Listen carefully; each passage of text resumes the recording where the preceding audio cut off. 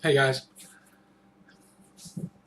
So what I'm wanting y'all to do is engage this, okay? We've talked about this numerous times, and I'm going to harp on it throughout the whole semester.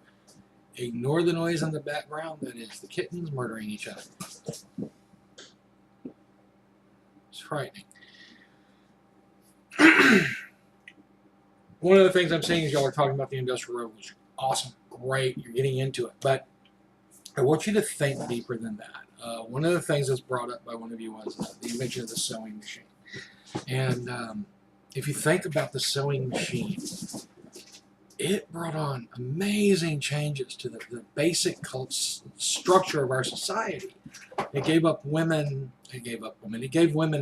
more time to do other things, to learn other skills, to, pursue the right to vote, things like that.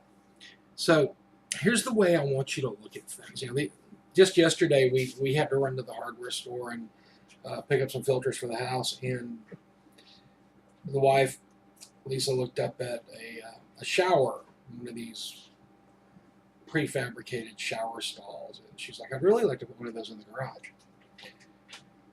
Well, my brain, I looked at her and I said, "Really?" Because my brain instantaneously goes through all the processes that we would need to do to put that in the garage. First, the electricity in the garage is inadequate anyway.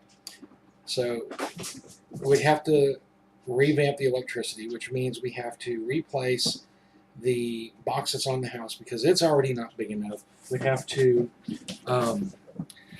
tear into the concrete to attach the system, the drains to the septic system, which means we'd have to dig up the yard, which means then we'd have to run hot and cold water, but we don't have hot water in the garage, so we would need a hot water heater. It would probably best be a instant hot water heater, which means we need to run either gas or electricity for it, and its electricity will be 30 amp, which I don't have enough 30 amp. So this is the process that goes through my brain, and it takes about a tenth of a second for me to see all of this and the alternatives. So what I want y'all to eventually get to, and you may not get to this in this class, is say you look at an invention, a creation of some sort, and say, give me just half a second.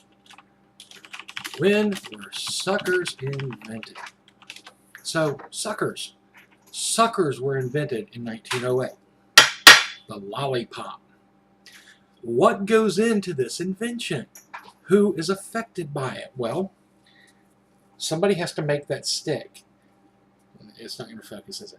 Somebody has to make that stick. Well, that stick is made out of cardboard and glue. So now you've got cardboard and glue makers. Well, cardboard is made of paper. So now you've got paper makers. Well, paper comes from trees. Now you've got forestry. You've got forestry harvesting. You've got lumber mills, all for just that. But then you get this.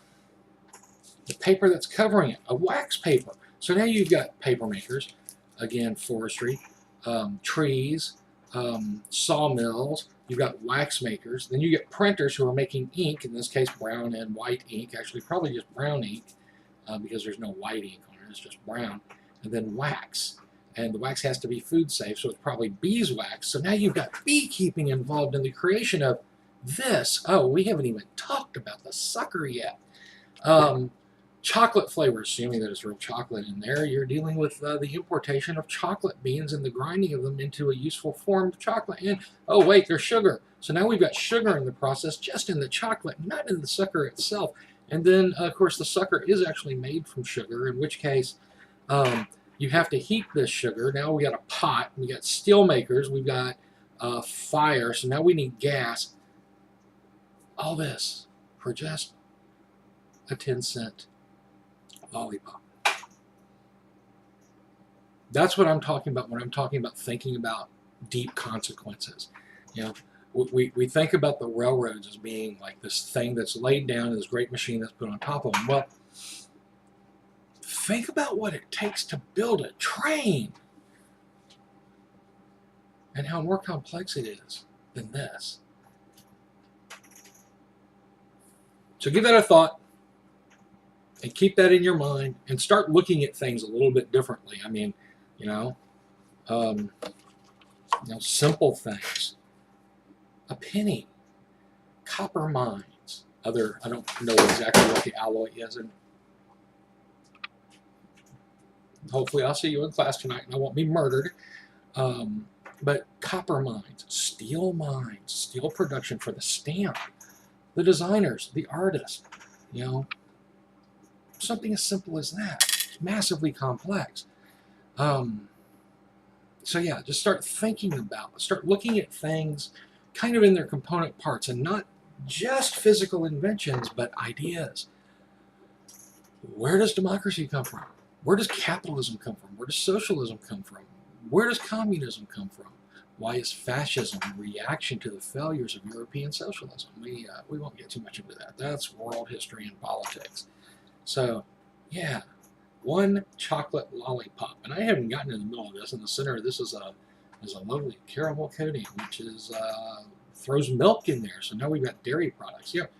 So I want you to think about how complex things are and how they affect the things around them, because everything is related to everything else. There's almost nothing I can think of that lives in a vacuum, except maybe the vacuum of space. But even that's affected by gravity and microwaves and X-rays and things like that. So anyway, there you go. Take a gander at this. I'll see y'all tonight. And just when you're writing your papers, start thinking more complexly. Is that a word? Complexly? Anyway. See you in a few hours.